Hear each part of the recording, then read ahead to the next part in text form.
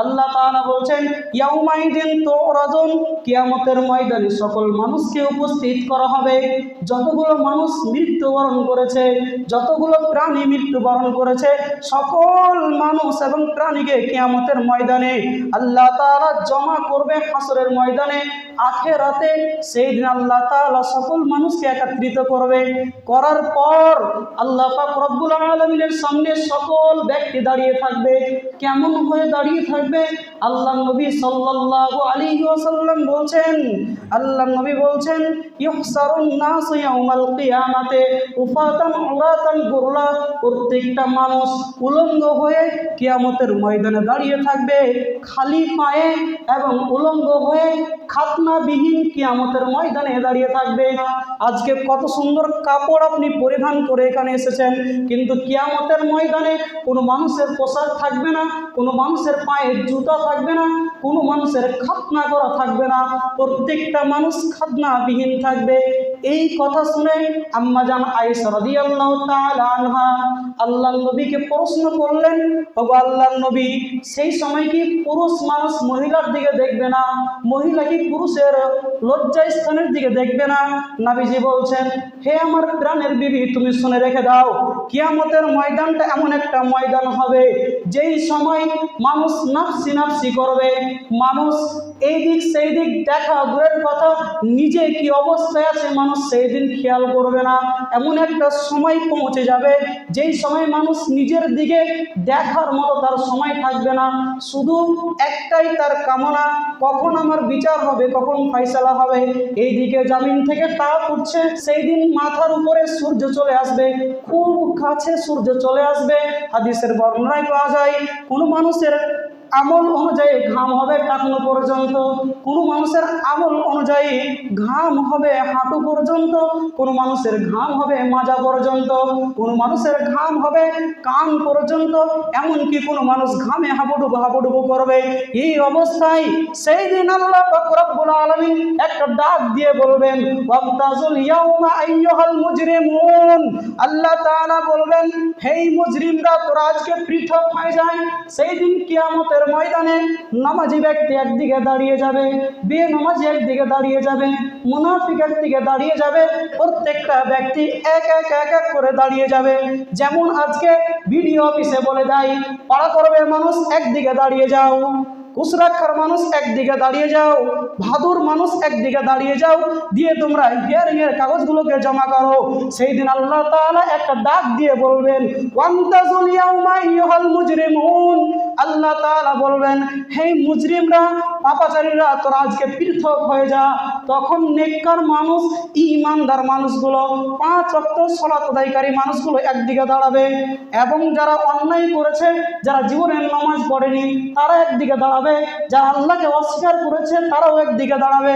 এই সময় মানুষ সবাই দাঁড়িয়ে থাকবে, শুধু একটাই আশা যে বিচার কখন শুরু হয়, ফয়সালা কখন শুরু হবে। নবীজি বলছেন, সেই দিন মানুষকে 5টি বিষয়ে প্রশ্ন করা হবে। তার মধ্যে তাকে জিজ্ঞেস করা হবে আন উমরিহি, তার বয়স সম্পর্কে জিজ্ঞেস করা হবে। আপনি যে 60 বছর বয়স পেয়েছেন, 70 বছর বয়স পেয়েছেন, 10 বছর বয়স পেয়েছেন, এই বয়সটা কিভাবে আপনি কাটিয়েছেন, কিভাবে অতিক্রম করেছেন, এই বিষয়ে কিয়ামতের ময়দানে আপনাকে সেই দিন জবাবদিহি করতে হবে আল্লাহ তাআলার সামনে। শুধু তাই নয়, আল্লাহর নবী তারপরে বলছেন, তাকে জিজ্ঞেস করা হবে তার যৌবনকাল সম্পর্কে। যেই সময় তোমার রক্তের গরম ছিল, যেই সময় টাকা পয়সার গরম ছিল, যেই সময় চেহারার গরম ছিল, সেই সময় সম্পর্কে আল্লাহ পাক রব্বুল আলামিন আপনাকে জিজ্ঞেস করবে। আন সাবাবিহি, তাকে তার যৌবনকাল সম্পর্কে জিজ্ঞেস করবে।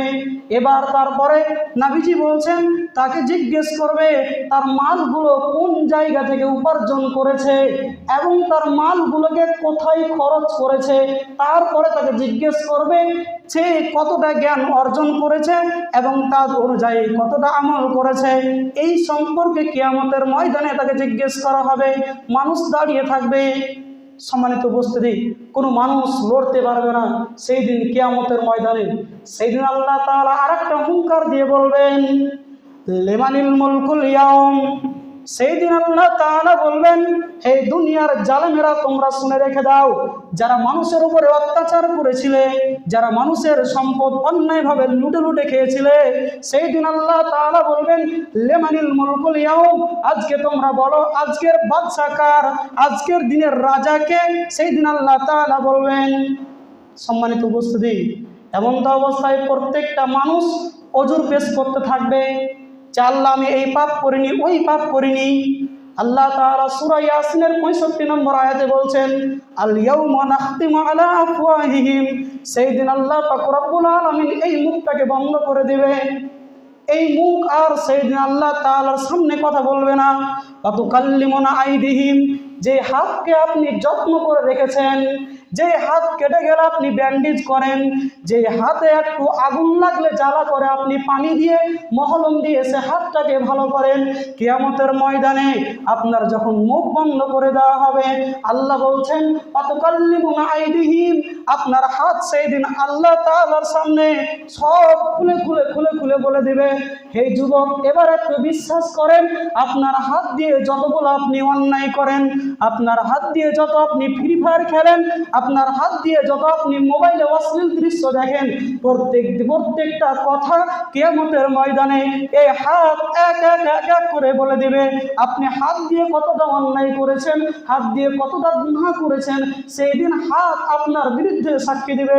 শুধু তাই নয়, আল্লাহ পাক রব্বুল আলামিন বলছেন, তার পা, যেই পা দিয়ে হেঁটে অন্যায় করতে গিয়েছে, সেই পাও কিয়ামতের ময়দানে আল্লাহ তাআলার সামনে আপনার বিরুদ্ধে সেই দিন বলে দিবে।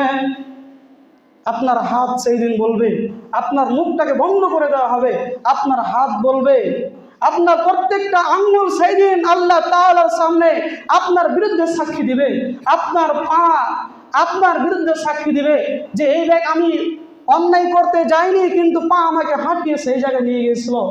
বাপ বিশ্বাস করেন, ভাই আমার বিশ্বাস করেন, কিয়ামতের ময়দানে আপনার মুখটাকে বন্ধ করে দেওয়া হবে। আল্লাহ তাআলা অন্য জায়গায় বলেন, ওয়াল জুনুদুহুম, কিয়ামতের ময়দানে তার চামড়াও সেই দিন সাক্ষী দেবে। আপনার যে শরীরে চামড়াগুলো রয়েছে, এই চামড়াগুলো কিয়ামতের ময়দানে সাক্ষী দিবে আল্লাহর সামনে। আপনার কান আল্লাহ তাআলার সামনে সাক্ষী দিবে। আল্লাহ তাআলাকে বলবে, এই কান দিয়ে আমি ভোজপুরি গান শুনতে চাইনি, এই কান দিয়ে আমি অশ্লীল কথা শুনতে চাইনি, কিন্তু আমাকে জোর করে শুনিয়েছিল। কিয়ামতের ময়দানে এই কান আপনার বিরুদ্ধে সাক্ষী দিবে। শুধু তাই নয়, আল্লাহ তাআলা আরো বলছেন যে কিয়ামতের ময়দানে আপনার চোখ আপনার বিরুদ্ধে সাক্ষী দিবে। যেই চোখ দিয়ে আপনি অশ্লীল কিছু দেখেন, এই চোখ দিয়ে আপনি অশ্লীল দৃশ্য দেখেন, সেই চোখ কিয়ামতের ময়দানে আপনার বিরুদ্ধে আল্লাহ তাআলার নিকটে সাক্ষী দিবে। শুধু তাই নয়, আল্লাহ নবী সাল্লাল্লাহু আলাইহি ওয়াসাল্লাম সাহাবায়ে কেরামের সামনে বসে আছেন। এমন তো অবস্থায় নবীজি বলছেন, আল্লাহ নবী সাল্লাল্লাহু আলাইহি ওয়াসাল্লাম জিলজালের এই আয়াতটা তেলাওয়াত করে বলছেন, তিনি আল্লাহ তাআলা বলছেন, ইয়াউমাইযিন তুহাদ্দিসু আখবারাহা, কিয়ামতের ময়দানে জমিন সমস্ত কিছু বর্ণনা করে দিবে। জমিন সমস্ত বিবরণগুলো আল্লাহ তাআলার সামনে বর্ণনা করে দিবে। জমিন সমস্ত কিছু আল্লাহ তাআলার সামনে বর্ণনা করে দিবে। আপনি যা জমিনের উপরে করেছেন সব কিছু আপনার বিরুদ্ধে বলে দিবে। নবী সাল্লাল্লাহু আলাইহি ওয়াসাল্লাম যখন সাহাবায়ে কিরামকে এই আয়াতটা শোনালেন যে আল্লাহ তাআলার সামনে জমিন তার বিবরণগুলো বর্ণনা করে দেবে, তখন সাহাবায়ে কিরামকে আল্লাহর নবী প্রশ্ন করলেন, তোমরা কি জানো কি কি বিবরণগুলো দিবে? নবী মুহাম্মদ সাল্লাল্লাহু আলাইহি ওয়াসাল্লাম বলেন, যখন একজন নারী একজন পুরুষ যখন জেনায় লিপ্ত হয়, সেই কথাটাও কিয়ামতের ময়দানে জমিন তার বিরুদ্ধে বলে দেবে। যেই জমিনে আপনি হাঁটছেন, সেই জমিন আপনার বিরুদ্ধে কিয়ামতের ময়দানে দাঁড়িয়ে যাবে। শুধু তাই নয়, নবী মুহাম্মদ সাল্লাল্লাহু আলাইহি ওয়াসাল্লাম এই কথা বললেন যে জমিনও সেই দিন আপনার বিরুদ্ধে দাঁড়িয়ে যাবে। তাহলে যেই জমিনে আপনি চলছেন, এই জমিনও সেই দিন আপনার বিরুদ্ধে দাঁড়িয়ে যাবে। এবার আপনি ভাবুন, আপনি যেই জায়গায় গুনার কাজ করবেন, সেই জায়গাটা আল্লাহ তাআলার নিকটে সেই দিন সাক্ষ্য দিবে। আপনি যদি জমিনে সাজদা দিয়ে থাকেন, সেই জমিনও সেই দিন সাজদা দেবে। তারপরে আল্লাহ পাক রব্বুল আলামিন সূরা জিলজালের মধ্যে বলেন, ومن يعمل مثقال ذرة خيرا يره। তুমি যদি দুনিয়ার বুকে একটা ভালো আমল করে থাকো, সেই আমলটা কিয়ামতের ময়দানে তুমি দেখতে পাবে। যদি খারাপ আমল করে থাকো, সেই আমলটাও তুমি কিয়ামতের ময়দানে দেখতে পাবে। শুধু তাই নয়, আল্লাহ পাক রব্বুল আলামিন সূরা বানী ইসরাঈলের মধ্যে বলেন, ইকরা কিতাবাক, তোমার কিতাব তুমি নিজে নিজে পড়ো।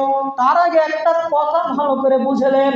আল্লাহ পাক রব্বুল আলামিন সূরা হাক্কার মধ্যে বলছেন, ফাআম্মা মান উতিয়া কিতাবাহু বিয়ামিনিহি, যেই ব্যক্তির ডান হাতে আমলনামা দিয়ে দেওয়া হবে, সেই ব্যক্তি কিয়ামতের ময়দানে খুশি হবে, আনন্দিত হবে। সেই ব্যক্তি তার আত্মীয় স্বজন, পাড়া প্রতিবেশী, আশপাশে যারা থাকবে তাদেরকে বলবে, দেখো আমার কিতাবটা দেখো। প্রত্যেকটা ব্যক্তিকে তার কিতাবটা দেখাবে, তার আমলনামাটা দেখাবে। সেই দিন তার আমলনামা ঝরঝর করে সেই ব্যক্তি পড়তে পারবে, তার কোনো অসুবিধা হবে না।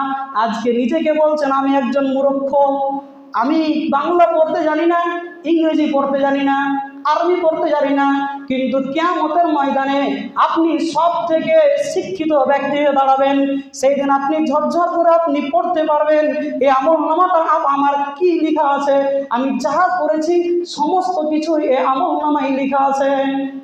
সব কিছু আপনার লিখে থাকবে। সেই দিন কিয়ামতের ময়দানে আপনি দেখতে পাবেন, এক এক করে আপনি নিজেই পড়তে পারবেন। আল্লাহ তাআলা বলছেন, এটাই তোমার জন্য যথেষ্ট, তুমি নিজে পড়ে দেখে নাও। যা তুমি অন্যায় করেছো সব কিছু লেখা আছে, যা ভালো করেছো তাও লেখা আছে, যা খারাপ করেছো তা লেখা আছে। আপনি সেই দিন বাগানে বসে বসে গাঞ্জা খেয়েছিলেন, ওটাও লেখা আছে। আপনি শুক্রবারের দিন জুমা পড়তে এসেছিলেন, সেটাও লেখা আছে। আপনি মদ পান করেছিলেন, সেটাও লেখা আছে। আপনি ভালো কাজ করেছিলেন, সেটাও লেখা থাকবে। সব কিছু লেখা থাকবে। কিয়ামতের ময়দানে আপনি ঝরঝর ঝরঝর করে আপনি পড়তে পারবেন, কোনো অসুবিধা হবে না। শুধু তাই নয়, এবার যখন যারা গুনাহগার, যারা বেনামাজি, যারা বেঈমান, আল্লাহ পাক রব্বুল আলামিন বলছেন, ওয়া আম্মা মান উতিয়া কিতাবাহু বিশিমালিহি, কিয়ামতের ময়দানে যার বাম হাতে আমলনামা পড়ে যাবে, যার বাম হাতে সার্টিফিকেট পড়ে যাবে, সেই ব্যক্তি আফসোস করে বলবে, সেই ব্যক্তি বলবে, যদি আমার হিসাব না হতো তাহলে কতই না ভালো হতো। সেই ব্যক্তি বলবে, আমার সম্পদ কোনো আমার কাজে আসলো না। যদি আমার মৃত্যু হতো, মৃত্যুই আমার শেষ জীবন হতো, তাহলে কতই না ভালো হতো। সেই আফসোস করে বলবেন। কিন্তু আল্লাহ পাক রব্বুল আলামিন সেই সময় ডাক দিয়ে বলবেন, উদুহু ফাকুল্লু, আল্লাহ পাক রব্বুল আলামিন বলবেন যে ধরো এবং তাকে বাঁধো, সুম্মাল জাহিমা সাল্লু, তাকে জাহান্নামে নিক্ষেপ করে দাও। সেই দিন আপনাকে জাহান্নামে নিক্ষেপ করে দেওয়া হবে, যেই ব্যক্তির বাম হাতে আমলনামা আসবে। সম্মানিত উপস্থিতি, কোনো ছাড় নেই, কিয়ামতের ময়দানটা কঠিন হয়ে দাঁড়াবে।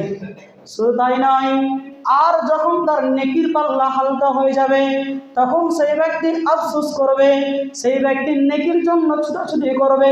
কিয়ামতের ময়দানটা বড় কঠিন হয়ে দাঁড়াবে।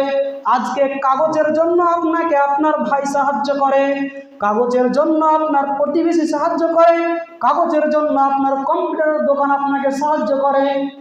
কিন্তু কিয়ামতের ময়দানে যেই দিন আপনার নেকি কমে যাবে, যেই দিন আপনার নেকির পাল্লা হালকা হয়ে যাবে, সেই দিন আপনি নেকির জন্য ছুটবেন, কিন্তু কিয়ামতের ময়দানে কেউ কাউকে সাহায্য করবে না। আল্লাহ পাক রব্বুল আলামিন বলছেন, ইয়াউমা ইয়াফিরু মারউ মিন আখিহি, কিয়ামতের ময়দানে এমন একটা সময় হবে, যেই সময় তার ভাই তার ভাইকে ছেড়ে পালাবে, তার বাবা তার বোন তার ভাইকে ছেড়ে পালাবে, তার ভাই তার ভাইকে ছেড়ে পালাবে, তার বাবা তার সন্তানকে ছেড়ে পালাবে, তার মা তার সন্তানকে ছেড়ে পালাবে, তার নিজের কন্যা তার বাবাকে ছেড়ে পালাবে। প্রত্যেকটা ব্যক্তি কেউ কাউরে সাথ দেবে না কিয়ামতের ময়দানে। প্রত্যেকটা ব্যক্তি নিজ স্বার্থে চলবে, সেই সময় কেউ কাউরে সাথ দেবে না। শুধু তাই নয়, যেই মাকে আপনি ভালোবেসেছিলেন, সেই মাও আপনাকে ছেড়ে সেই দিনই পালিয়ে যাবে। আপনার বাবা পালাবে, ভাই পালাবে, বোন পালাবে, আত্মীয় স্বজন সবাই পালিয়ে যাবে। এবার যেই বন্ধুটাকে আপনি সব থেকে নিকট ভাবছিলেন, যেই বন্ধুকে ছাড়া আপনি চা খেতেন না, যেই বন্ধুকে ছাড়া আপনি হোটেলে ভাত খেতেন না, যেই বন্ধুকে ছাড়া আপনি ঘুরতে যেতেন না, সেই বন্ধু কিয়ামতের ময়দানে আপনাকে জিজ্ঞেস করবে না। আল্লাহ তাআলা বলছেন ওয়ালা ইয়াসআলু হামিমুন হামিমা, সেই দিন কিয়ামতের ময়দানে একজন অন্তরঙ্গ বন্ধু আরেক অন্তরঙ্গর বন্ধু সেই দিন খোঁজ নেবে না। শুধু তাই নয়, বন্ধু তো দূরে যাক, সেই দিন কিয়ামতের ময়দানে মুজরিম ব্যক্তিরা যারা জাহান্নামী হয়ে যাবে, আল্লাহ পাক রব্বুল আলামিন বলছেন সেই দিন তার মা তার সন্তানকে পণ হিসাবে দিবে যে আমার সন্তানটাকে জাহান্নামে ফেলে দাও কিন্তু আমাকে জান্নাতের ভিতরে যেতে দাও। যেই দিন আপনাকে কেউ সাহায্য করবে না, যে আপনার স্ত্রী আপনার সঙ্গে 30টা বছর কাটিয়েছে, সেই স্ত্রীও কিয়ামতের ময়দানে সাথ দেবে না। যেই স্ত্রী আপনাকে কোনোদিন মসজিদে আসতে দেয়নি, সেই স্ত্রীও আপনার কোনো সাথ দেবে না।